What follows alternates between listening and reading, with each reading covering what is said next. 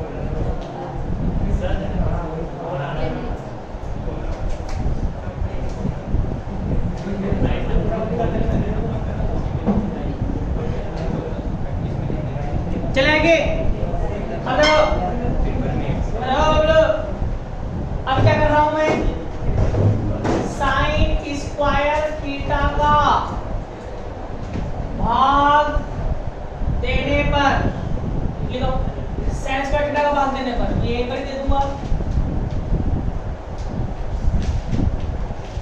Sign square theta का भाग देने पर। तो बताओ लिख दिया, यहाँ तो मेरे लिए क्या बच जाएगा, माइनस के 1 अपॉन साइन थीटा, ये बचेगा। यहाँ पर क्या आ जाएगा, साइन स्क्वायर थीटा, तुम्हें इसके नीचे लिखना है ये, और यहाँ से साइन स्क्वायर हट जाएगा तो बराबर में क्या है 0।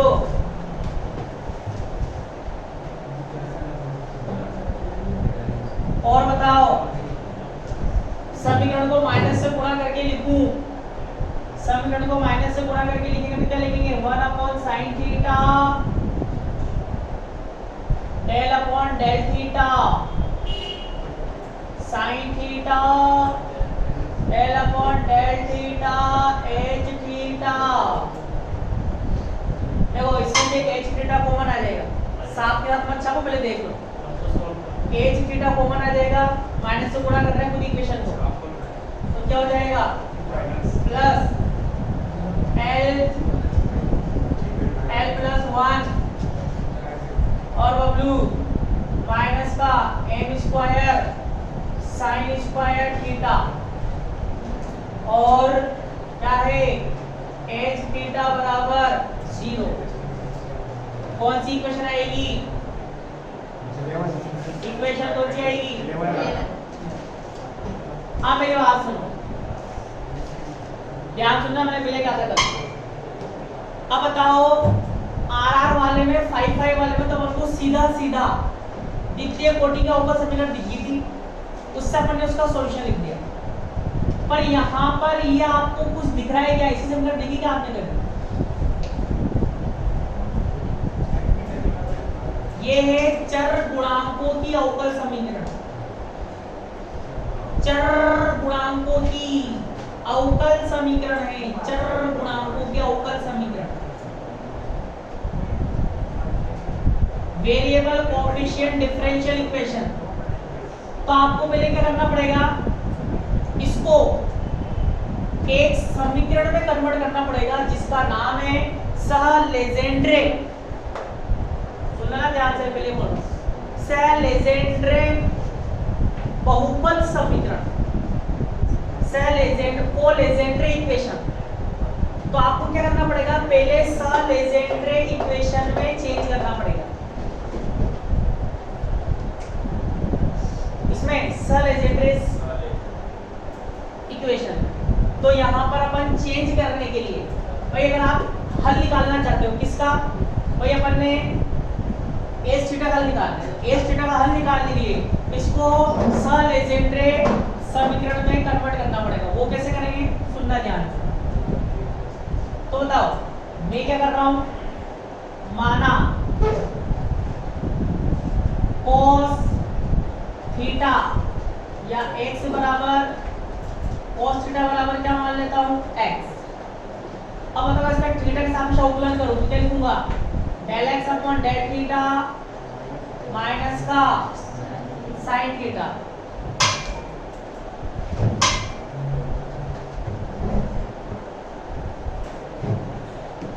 बताओ चूंकि बताओ डेल अपॉन डेल थीटा, इसको मैं चेन रिएक्शन से del upon del x upon del theta नहीं लिख सकता, वही नहीं लिख सकते, del upon del theta del upon del theta, del x ऊपर नीचे इंटू कर दिया,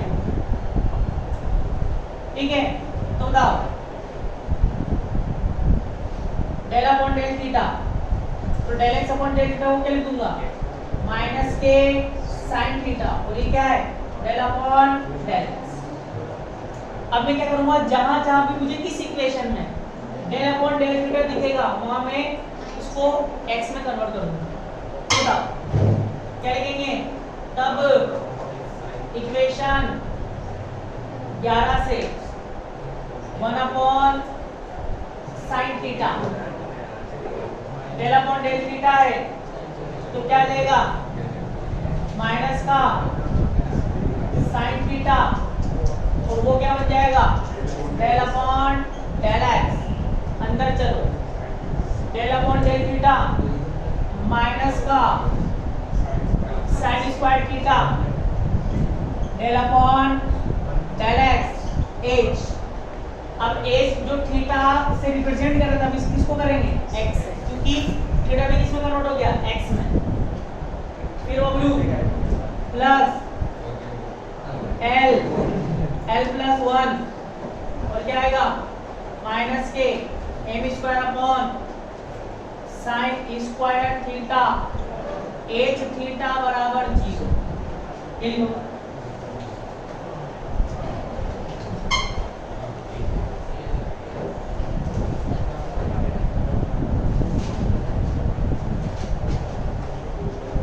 क्या भी एक्स कर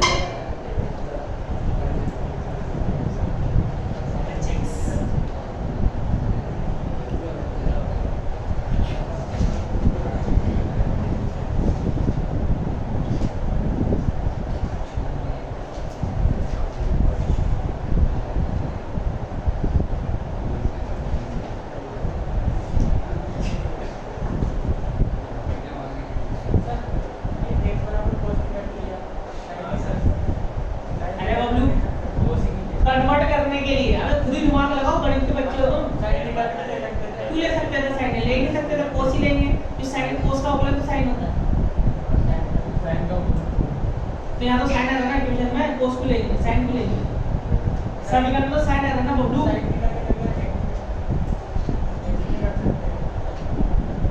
कैसे चेंज करेगा बता, फिर इनको कैसे चेंज करेगा, मुझे अवकलन के फॉर्म में तो चेंज करना है। कोस को x मानना है, साइन को कैसे मान लेंगे, इक्वेशन में साइन आ रहा है तो कोस को तो मानेंगे। अगर इस इक्वेशन को तुझे x में कन्वर्ट करना है तो तुम साइन को अगर x मानोगे x में कन्वर्ट हो जाएगी। मान के देखो जरा साइन को x हो जाएगी, फिर इसका अवकलन कर थीटा के सापेक्ष क्या बनेगा, cos थीटा। क्या हम cos थीटा दिखाएंगे कितने बटे में भेज देंगे, cos थीटा बन जाएगा।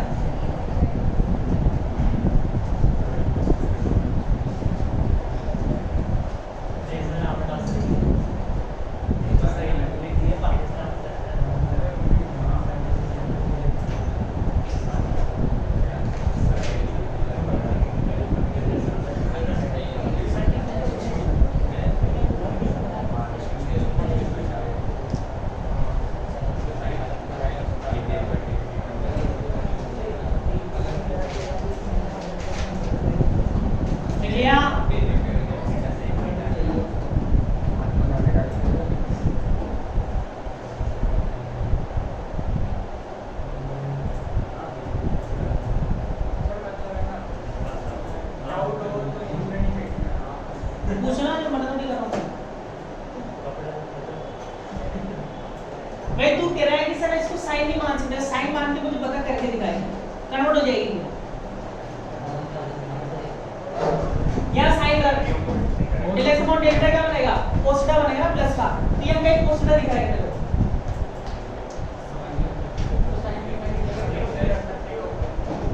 यहां x रख देगा, फिर थीटा भी x में कन्वर्ट करना पड़ेगा, इसको नहीं करेगा। दो चर हो गए ना, एक x हो गया एक थीटा हो गया, अब दोनों पूरे एक में करना है, या तो थीटा थीटा हो पूरा, एक x x हो, अगर यहाँ x रख देगा दो चर आ गए ना। हाँ तो गणित में 1000 बार करते हो तुम।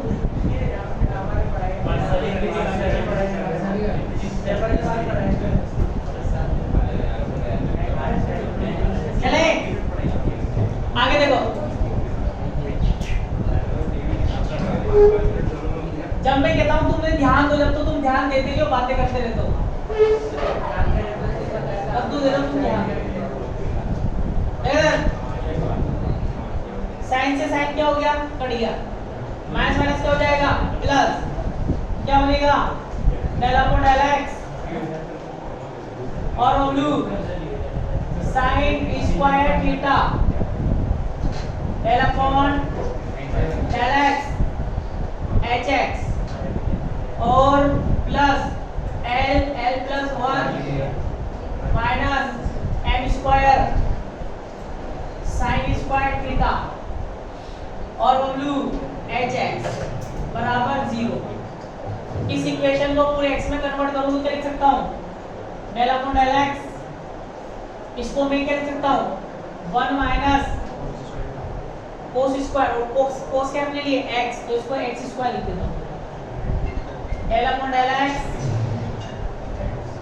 hx plus l plus 1 minus m square upon 1 minus x square hx बराबर 0, जो कि क्या है, पहली बार देखिए कि ऐसी इक्वेशन होता है, लेजेंड्रे बहुपद है।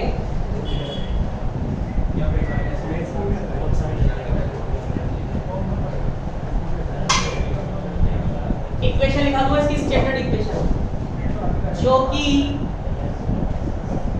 लेजेंड्रे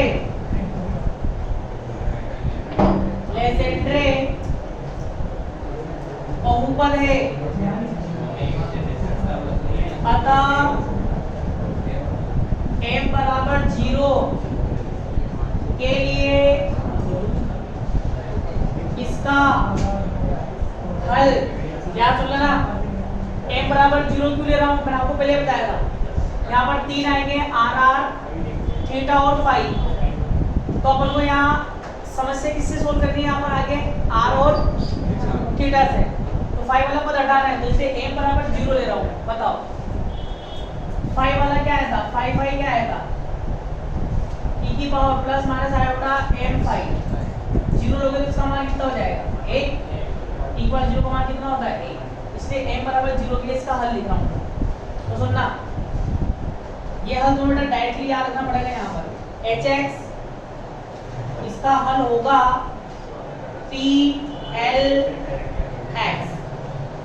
PLX,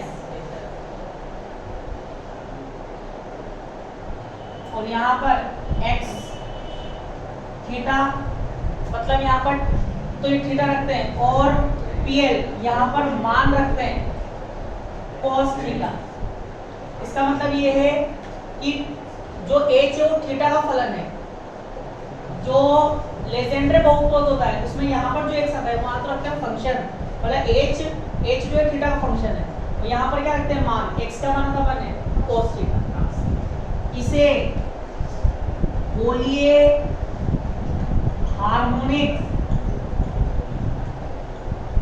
हार्मोनिक्स कहते हैं। ये तो से याद रखना पड़ेगा तुम्हें directly.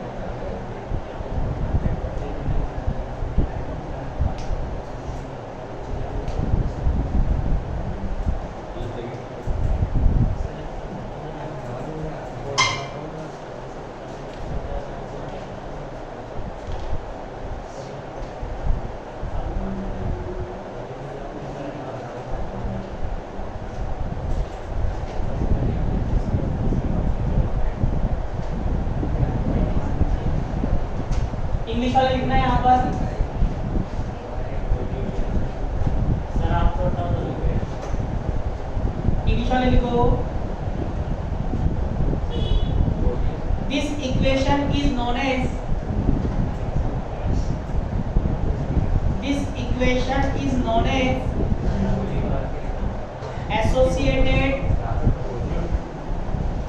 associated Legendre differential equation, Legendre Legendre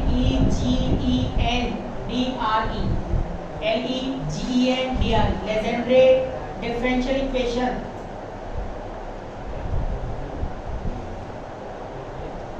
and its solution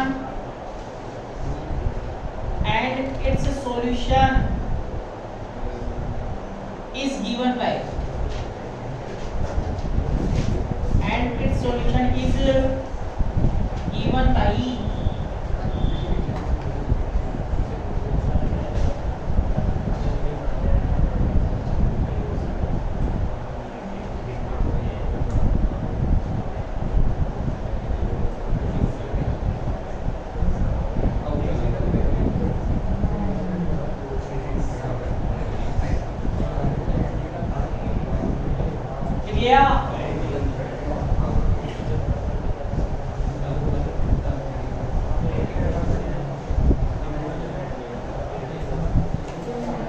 PL होता है यहाँ पर लेजेंडरी कांस्टेंट और हार्मोनिक इसलिए कहते हैं इसको क्योंकि एल के मान अलग अलग होते हैं। एल के मान अलग अलग पुट करोगे पीएलएक्स के मान भी क्या आएंगे अलग अलग, इसलिए क्या बोलते हैं इसको हार्मोनिक्स। चलें अब बबलू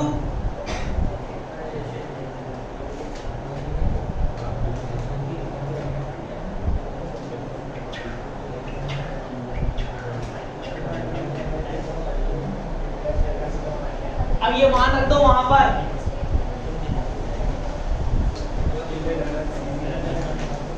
बताओ कौन सी इक्वेशन थी जो अपन ने 5 साई वाली मानी थी?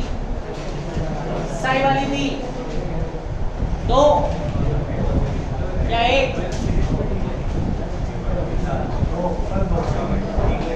Sai r r theta phi वाली 2 थी। तब इक्वेशन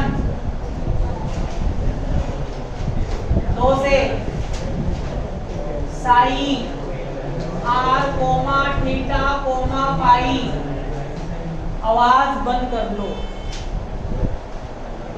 बताओ आर वाले का क्या आया था? एल आर की power l plus d l r की power minus l plus 1। Theta वाले का क्या आया? पी एल एक्स मतलब पोस्टर रख देंगे। और बताओ 5 वाले का क्या आया था? 1। तो इसीलिए ये जो सॉल्यूशन लिखेंगे अपन सिर्फ किसके रूप में लिख रहे हैं? आर और थीटा के रूप। तो 5 वाला तो है ही,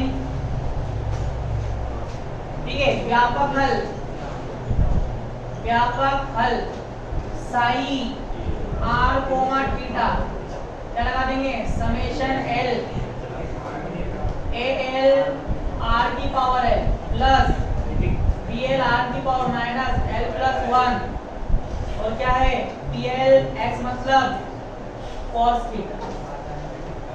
ये हुआ पूरा डेरिवेशन समाप्त।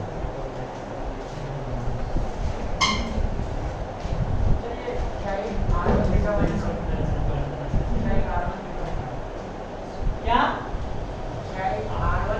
वन थोड़ी है कोमा है बबलू तो 5 वाला हटाया ना।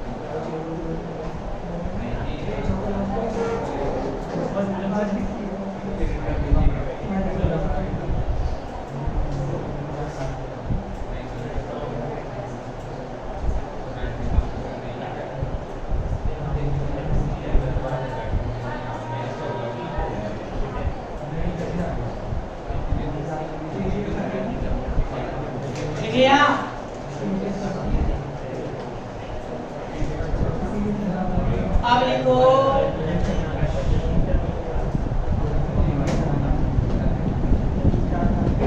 अगला टॉपिक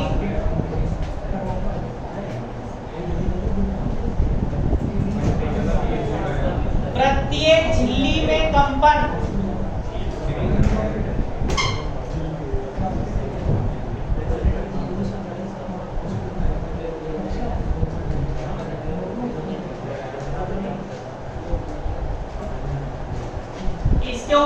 इसके ऊपर भी सोल्व करेंगे हम प्रॉब्लम।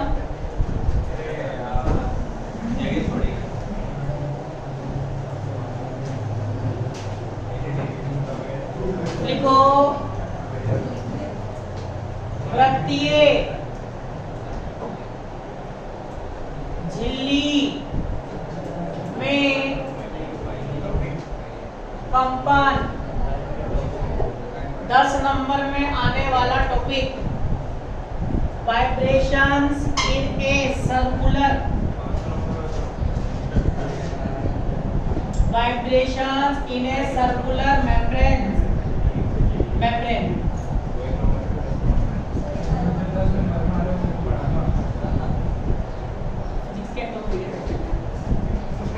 तो प्रत्येक झिल्ली में कंपन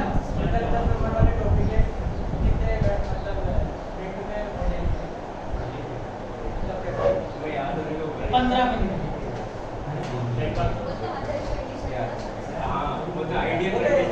15 से 20 मिनट इससे ज्यादा नहीं लगनी चाहिए। अब सुनो, प्रत्येक झिल्ली में कंपन टॉपिक क्या है, ध्यान सुन लेना। 10 नंबर वाला टॉपिक है, एक प्रत्येक झिल्ली है जो XY तल में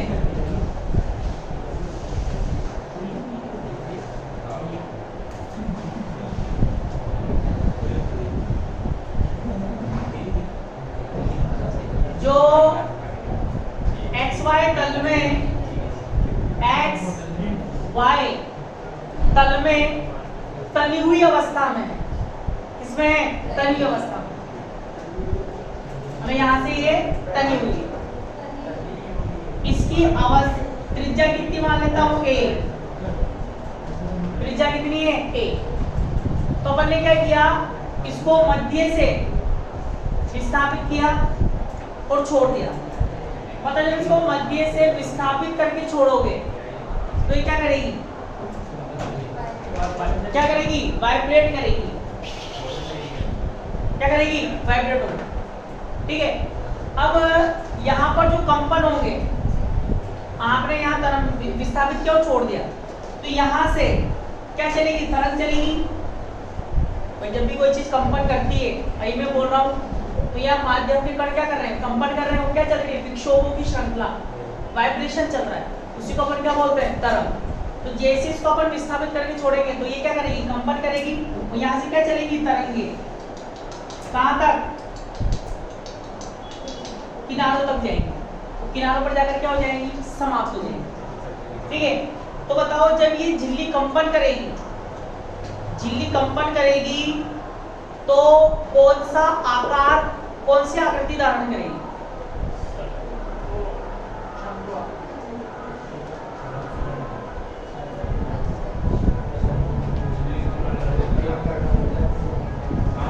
कैसी, बेलन बनेगा, बेलन, सिलेंडर। अब भाई वृत्त है, वृत्ताकार झिल्ली सर्कुलर, जब ये कंपन करेगी तो ऊपर, जैसे मान लो ये मध्य में कंपन करेगी, ऐसे कंपन करेगी। तो जब ये वृत्ताकार झिल्ली ऊपर नीचे कंपन करेगी तो किसका निर्माण करेगी, बेलन का। तो इसलिए यहाँ पर कौन सी निर्देशांक पंक्ति लगाएंगे, बेलीय निर्देशांक पंक्ति। भाई चूड़ी होती है, चूड़ी के ऊपर चूड़ी, चूड़ी के ऊपर चूड़ी रखते जाओ, क्या बनेगा, बेलन बनेगा। क्या बनेगा, बेलन। तो इससे यहाँ पर कौन सी काम में आएगी, बेलनाकार कोऑर्डिनेट, तो इसको बना लिख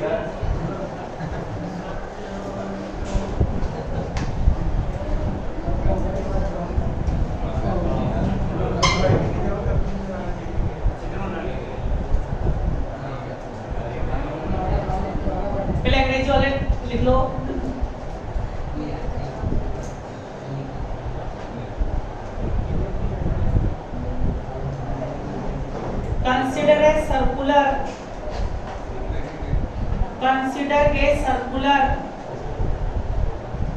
thin membrane. Consider a circular thin membrane of radius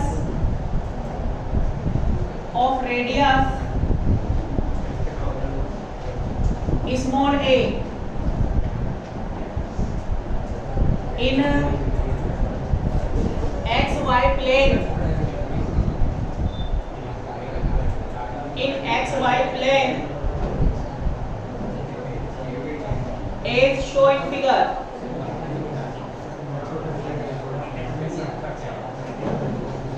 Next time we go.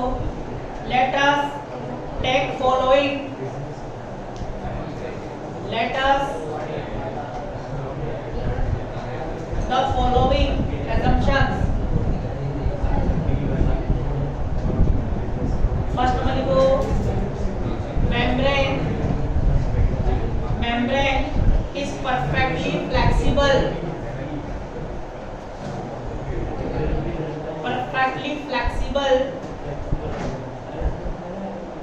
And has no stiffness.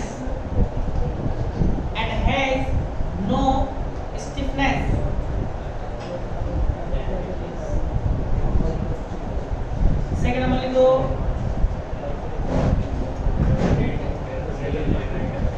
The tension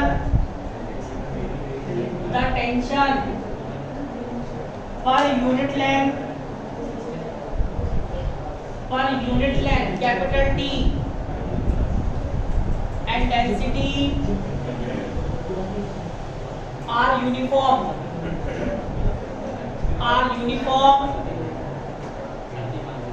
throughout the membrane.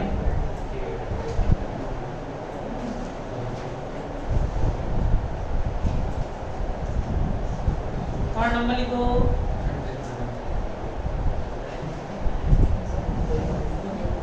Membrane is plain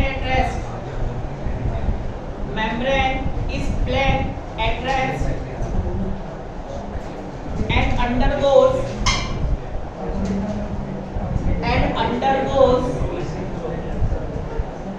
small displacement from the rest position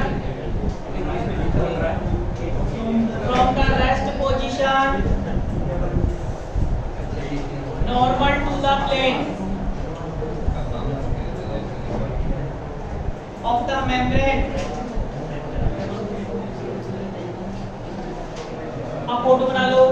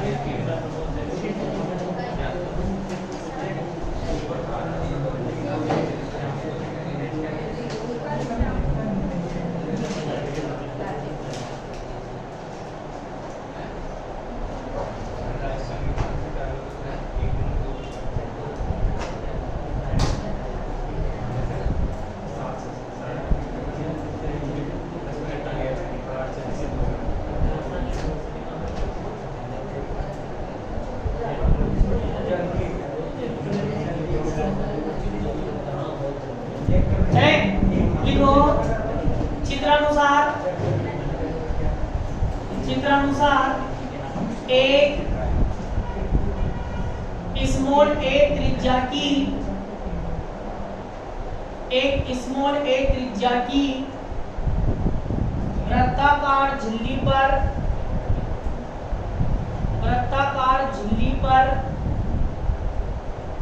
विचार करते हैं.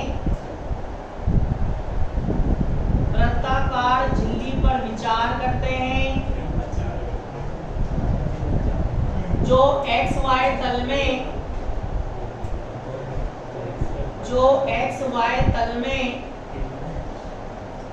तनी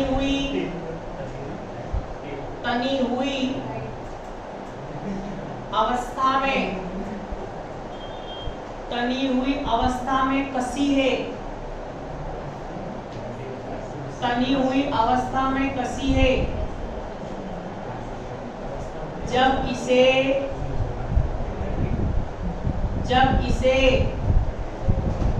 मध्य से थोड़ा विस्थापित करके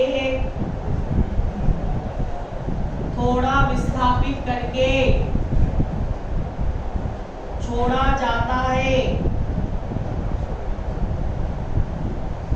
तो यह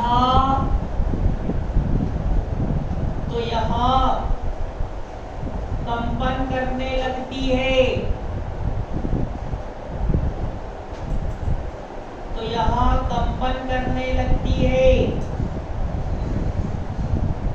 जिससे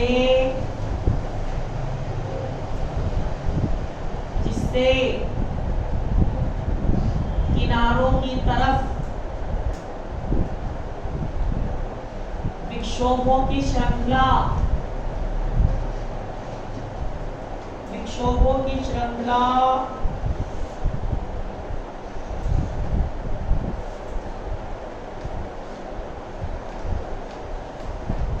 प्रारंभ हो जाती है।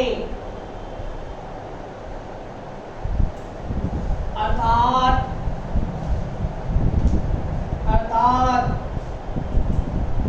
तरंग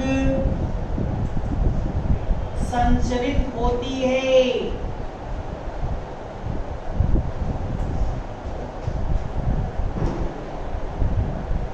अगली लाइन से लिखो बबलू। हम जानते हैं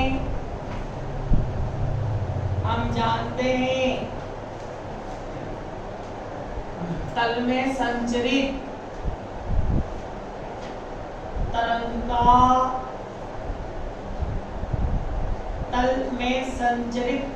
का समीकरण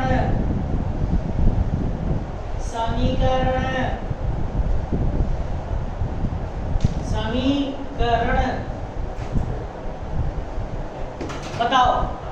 बीएससी फर्स्ट ईयर की मैकेनिक्स की यूनिट नंबर 5 तरंग में अपन ने एक विमीय तरंग और त्रिविमीय तरंग का समीकरण निकाला था। जब तल में संचरित तरंग का समीकरण बताओ क्या निकाला था, याद है किसी को?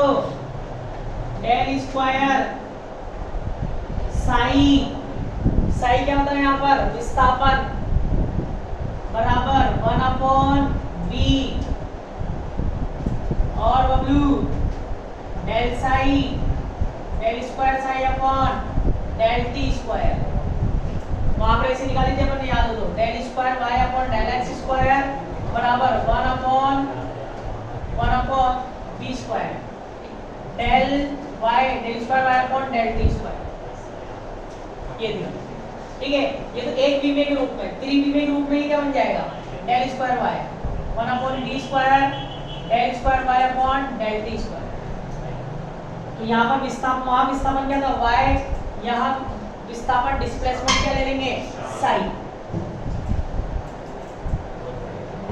और बताओ, अब ध्यान सुनना, यहाँ पर इक्वेशन नंबर फर्स्ट। अब बताओ डेल स्क्वायर है, लाप्लासियन संकलन, लाप्लासियन ऑपरेटर, तीन निर्देशांकों में मान होते हैं, कार्तीय, गोलीय, बेलनीय, कार्शियन, स्फेरिकल, सिलेंड्रिकल। तो किसके रूप में रखेंगे? बेलनीय। क्यों? क्योंकि जब कंपन करेगी तो क्या बनाएगी? बेलन। तो बेलनीय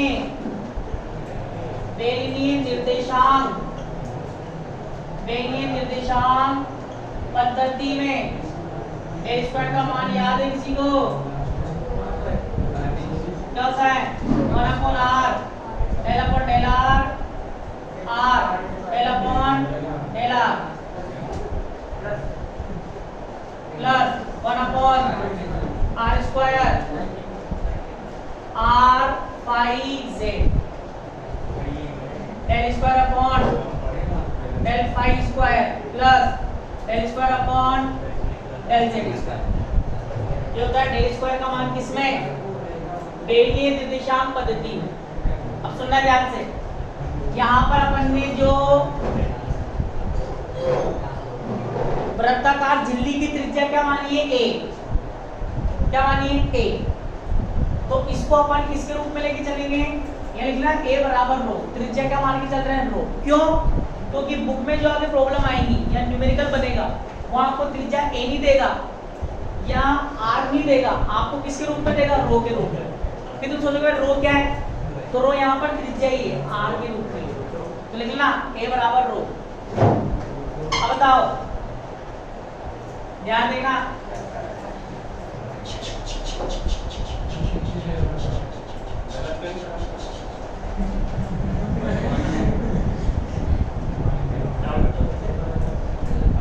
फालतू बात मत करो। तो बताओ डेल स्क्वायर का मान रखेंगे, तो यहाँ पर वो वाली बात सिर्फ किसके लिए हम निकाल रहे हैं, यहाँ पर r के लिए। फाई और जेड से यहाँ पर कोई मतलब नहीं है, क्योंकि जो समस्या आएगी यहाँ जो तरंग चल रही है, तरंग किसके अनुदिश चल रही है, रो के अनुदिश, मतलब त्रिज्या के अनुदिश चल रही है। तो जैसे कौन सा लिखेंगे, r वाला, तो r भी अपने लिए क्या है, रो है। मतलब जो r है ना यहाँ पर, वो अपने बुक के अनुसार, अपनी सॉल्यूशन के अनुसार ये क्या है, रो। तो डेल स्क्वायर का मान रख रहा हूँ, तब क्या हो जाएगा, 1 upon rho del upon del rho, rho del upon del rho, और ये क्या है, साई।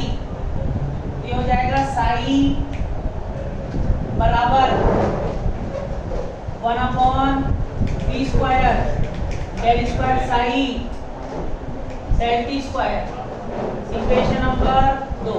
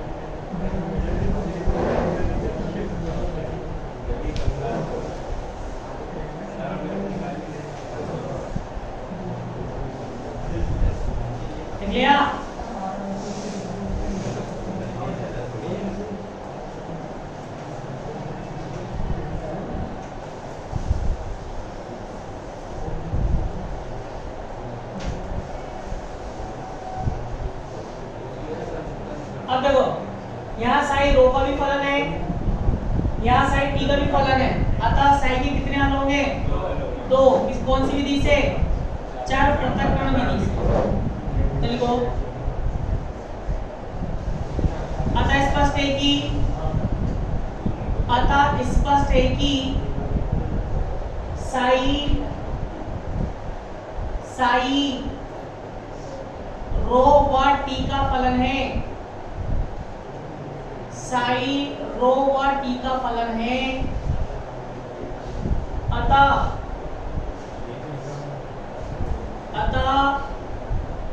साई के 2 हल होंगे, साई के 2 हल होंगे, तब चर पृथक्करण विधि से, तब चर पृथक्करण विधि से। अंग्रेजी वाले लिखो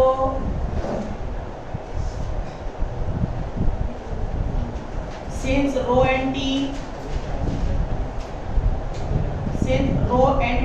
are independent variables,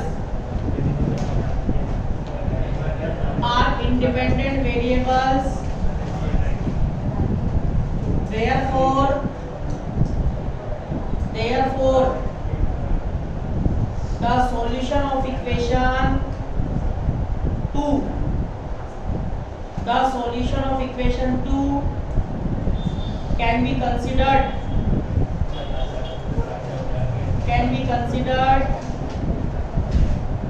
as a product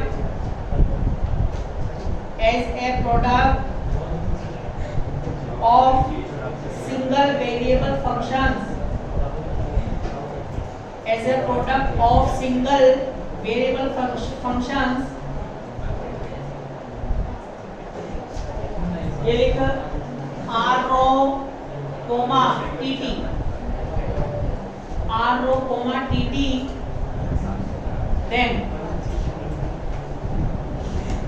देखो ब्लू, तो बताओ यहाँ पर जो साई है रो का भी फलन है टी का भी फलन है, तो इसके कितने हल होंगे? दो, चर पृथक्करण विधि से। तो साई रो कोमा टी, इसके हल एक तो क्या मान लेता हूँ आर रो, और एक क्या मान लेता हूँ टी टी। इक्वेशन कौन सी? तीन।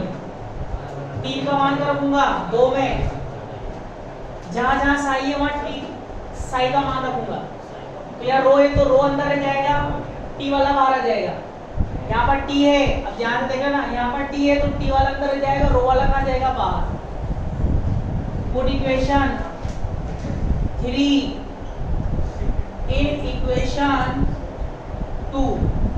बताओ साई का मान यहाँ रखेंगे, रो वाला अंदर रहेगा, टी टी कहाँ गया? बाहर। Upon rho, del upon del rho, rho del upon del rho, are rho, फिर W 1 upon v square. Psi का मान रखेंगे तो क्या बाहर आएगा? आर रो और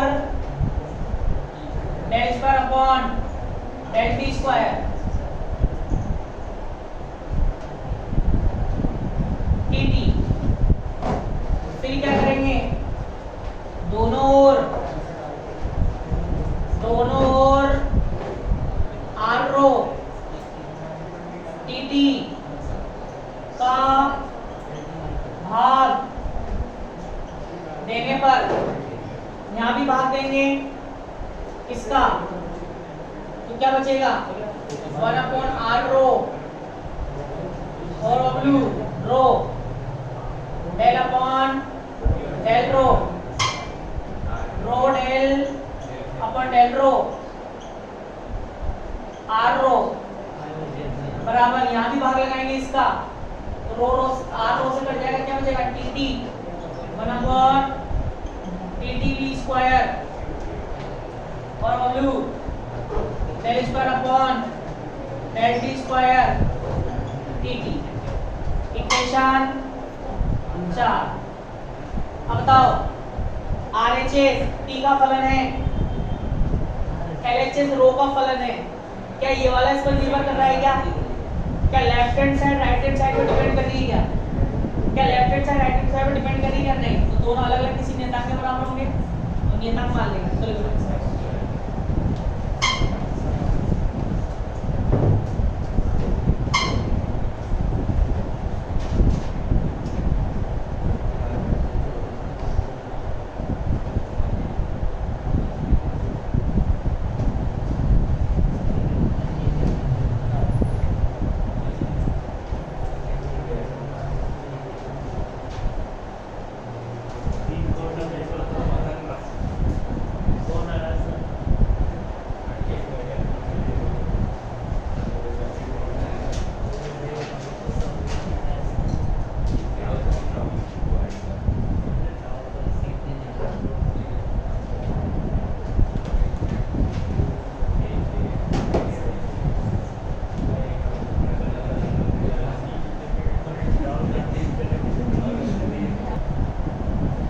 लिखो उपरोक्त समीकरण का RHS, उपरोक्त समीकरण का RHS T का फलन है, स्मॉल t, T का फलन है, जबकि LHS रो का फलन है।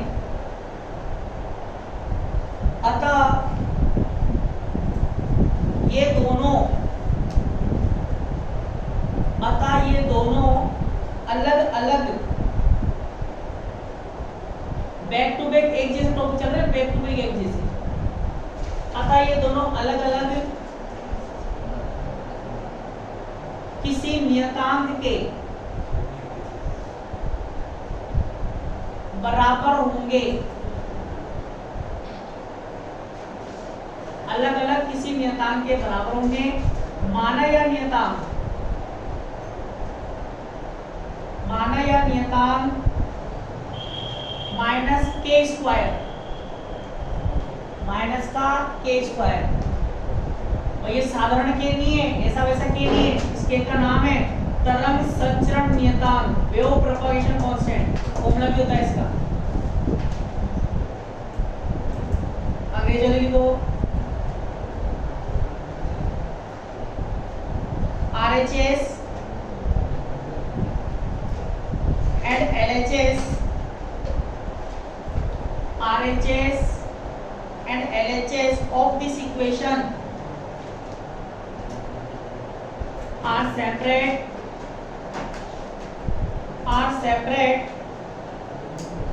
functions, are separate functions of independent variables, of independent variables rho and t, rho and t, therefore they should be equal to some constant let minus k square, let minus k square। अब देख लो, दोबारा starting से बता रहा हूं, ये वृत्तीय झिल्ली है, सर्कुलर मेम्ब्रेन, इसको विस्थापित के लिए छोड़ोगे, क्या करेगी? कंपन करेगी, क्या चलेगी? तरंग चल रही है। ये क्या है? त्रिज्या a बराबर क्या लिया हमने? रो। क्यों?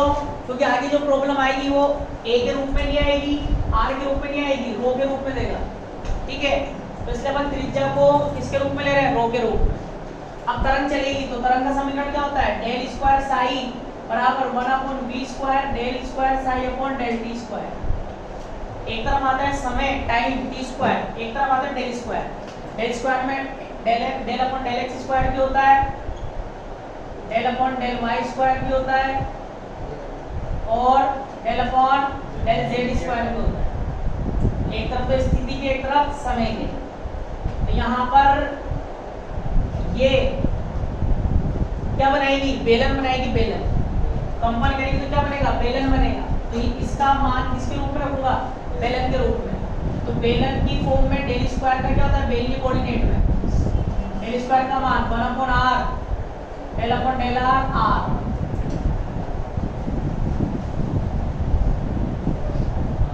Del upon del r plus 1/r square del upon del phi square plus del square upon del z square. ये तीन होता है। पर यहाँ पर ये जो तरंग चल रही है, ये इसकी त्रिज्या के अनुदिश गतिमान है। किसके अनुदिश? त्रिज्या के अनुदिश। तो सिर्फ r वाला ही लेते हैं, फाई वाला और z वाला लोगे तो जीरो हो जाएंगे। क्यों? क्योंकि आंशिक अवकलन है, आंशिक अवकलन है। साई का मान सिर्फ किस में रहेगा? r में रहेगा, r और t में रहेगा।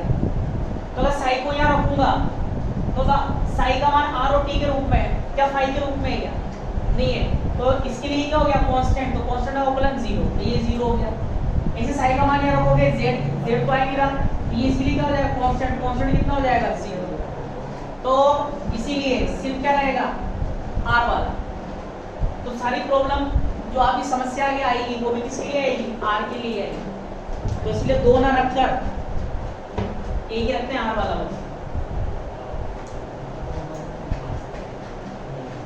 अब बताओ, दोनों अलग अलग किसी नियतांक के बराबर होंगे, तो इसको क्या कर रहा हूँ?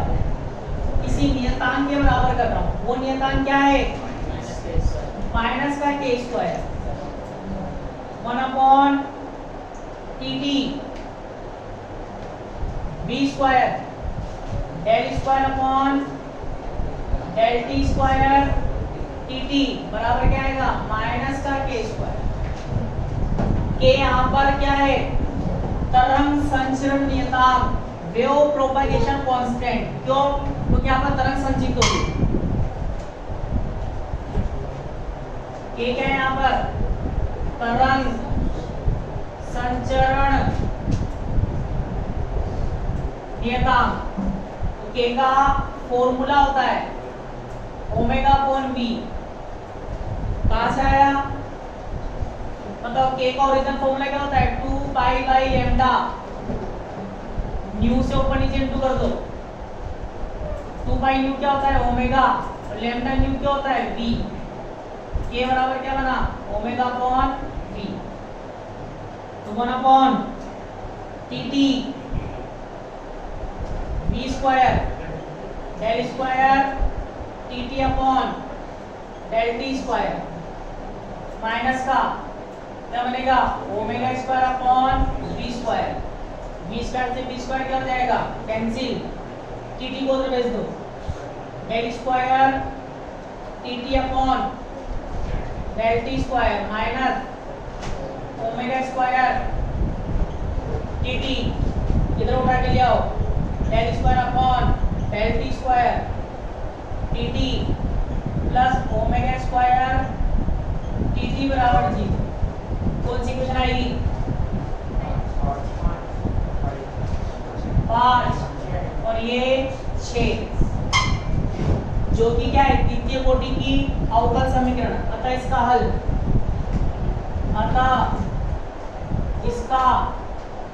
हल टी टी कैसे लिखते हैं पहले आता है कांस्टेंट ए ले लो फिर क्या आता है साइन। यहाँ कांस्टेंट क्या है ओमेगा किसके रेस्पेक्ट में कर रहे हो टी के तो ओमेगा टी प्लस यहाँ a1 ले लो तो यहाँ a2 ले लो या a रखना तो b ले लो b cos omega T equation 7। a का आ गया tt का किसका निकालेंगे r2 का।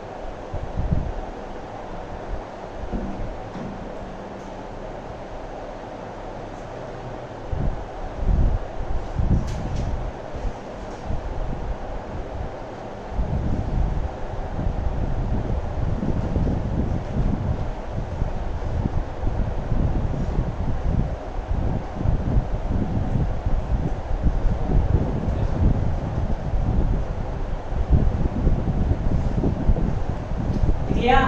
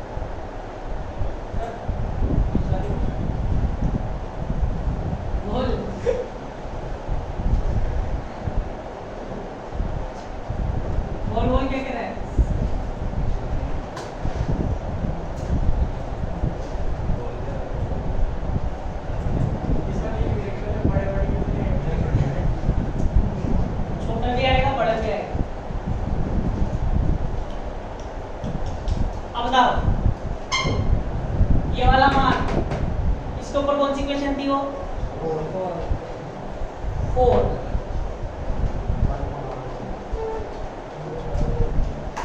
बताओ रो वाला पद क्या था?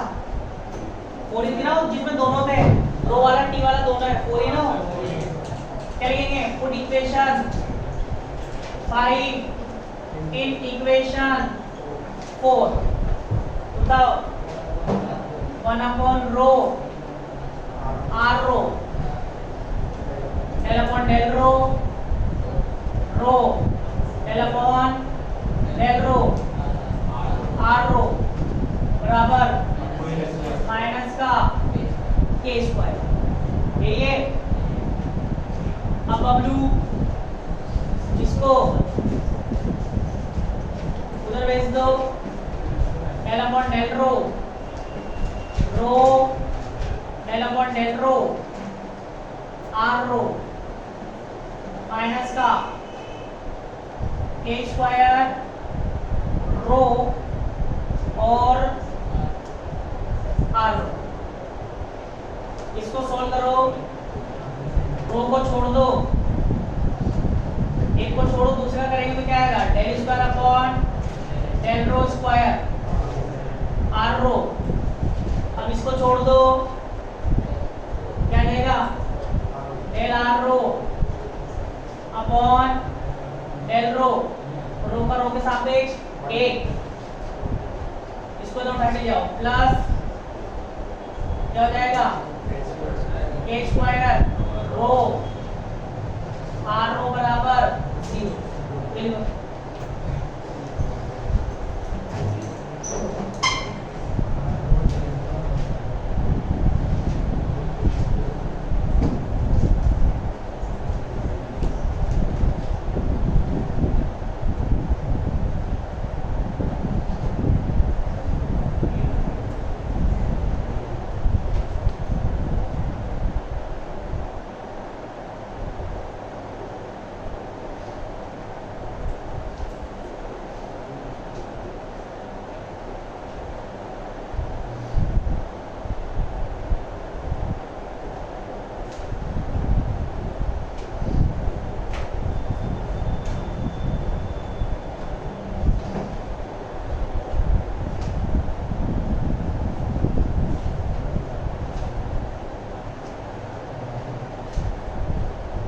किया,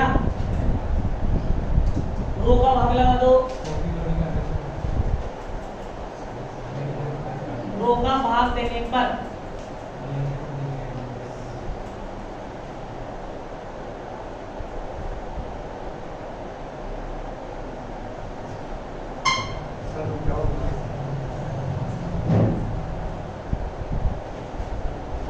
रो का भाग देने पर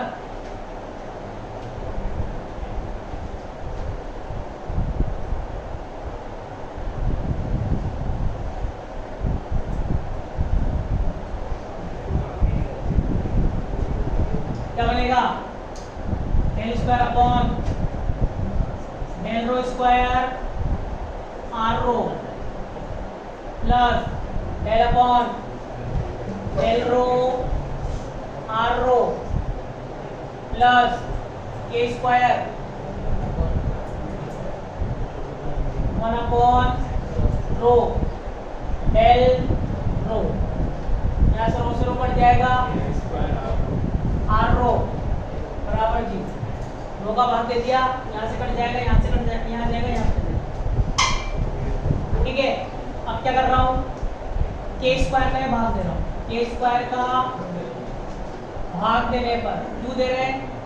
शून्य कोटि की बेसल इक्वेशन बनाने के लिए। अब बेसल इक्वेशन अभी से इससे पहले आया लेजेंड्रे समीकरण, बेसल समीकरण, एक होती है हर्मिटी समीकरण। ये जो भी समीकरणों के मैं नाम ले रहा हूँ ये सब आपके सिलेबस में है। इनको बोलते हैं चर गुणांकों के अवकल समीकरण। चर गुणांकों के अवकल समीकरण होती है ये अपने सिलेबस में बेसल समीकरण है। तो पहले जब हम पढ़ेंगे बेसल समीकरण तो उसमें क्या करेंगे? बेसल समीकरण लिखेंगे, उसके ऊपर जो जो क्वेश्चन बनते हैं वो करेंगे, मतलब मैथ चलती है। बेसल अवकल समीकरण, हर्मिटियन अवकल समीकरण, लेजेंड्रे अवकल समीकरण, ये सब अवकल समीकरण होती है, डिफरेंशियल इक्वेशन होती है। तो इनको लिखकर समझकर इनके ऊपर सिर्फ क्या करना है अपन को, क्वेश्चन इक्वेशन करना है। तो के स्क्वायर का भाग इसलिए देना होता है ताकि शून्य कोटि की बेसल समीकरण बन जाए, उसका हल अपन डायरेक्टली लिख दें, इसलिए के स्क्वायर का भाग लगा। के स्क्वायर का भाग लगाऊंगा तो क्या लिखूंगा, del square are rho upon del के रो का होल स्क्वायर लिख सकते हैं भाई। के क्या है, कांस्टेंट है, अवकलन के अंदर जा भी सकता है और आ भी सकता है, उस रिश्तेदार के समान है जो घर में कभी भी आ सकता है और जा सकता है। K rho del R rho upon del के रो, यहाँ भी के स्क्वायर का भाग लगा दिया, एक के बाहर एक के अंदर, प्लस के स्क्वायर से के स्क्वायर कट जाएगा, आर रो बराबर 0।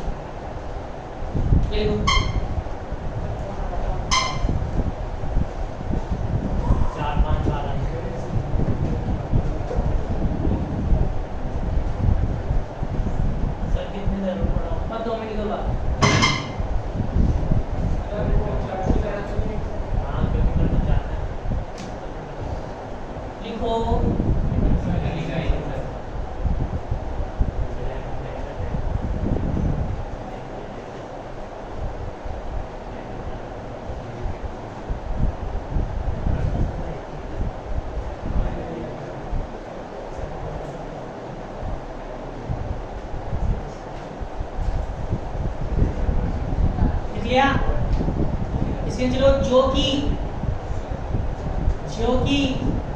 शून्य कोटि की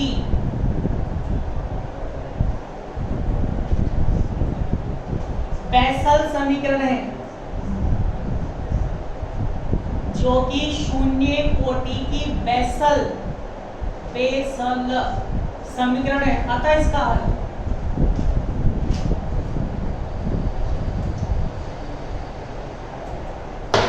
अभी तो आपको यहाँ पर हल जो लिखा है ना हमने सॉल्यूशन, ये आपको डायरेक्टली याद रखना पड़ेगा। जब बेसल समीकरण पढ़ाएंगे जब ऑटोमेटिक समझ में आ जाएगा इससे कैसे बना, ट्यूशन होता है इसके बीच में।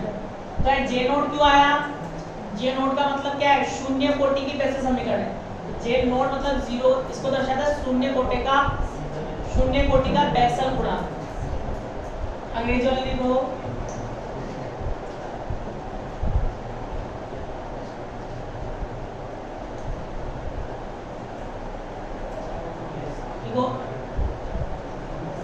which is Bessel function, which is Bessel B-E-S-S-E-L, which is Bessel functions of zero order, then its solution, then its solution। अब बताओ वो क्या था, मान रखेंगे उसमें कौन सी इक्वेशन थी, एक तो आर था, एक टी था, दो हल करते ना, दो हल साई के साई आर कोमा टी, कौन सी इक्वेशन थी वो,